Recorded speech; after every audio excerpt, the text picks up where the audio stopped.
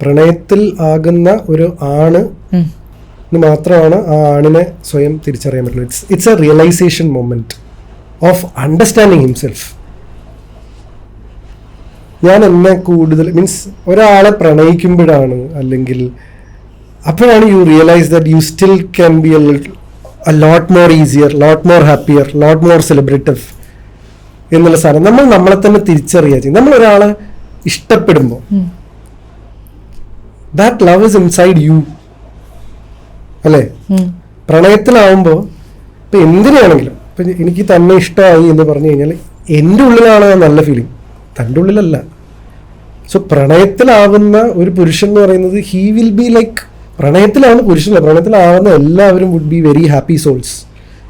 ചില ആൾക്കാർ പറയില്ലേ, റിലേഷൻഷിപ്പിലുള്ള ആൾക്കാരെ കാണുമ്പോൾ നിന്റെ മുഖത്തൊരു ഗ്ലോ ഉണ്ടല്ലോ, ഭംഗി കൂടിയല്ലോ. അല്ലെങ്കിൽ വളരെ സിമ്പിളായിട്ട് ഞാനൊരു എക്സാമ്പിൾ പറഞ്ഞത്, ഈ പ്രണയത്തിലാവുന്നതിനെ കുറിച്ചുള്ളൊരു കാര്യം പറയും. നമ്മൾ വളരെ ഹാപ്പി ആയിട്ട് നിൽക്കാന്നിരിക്കും.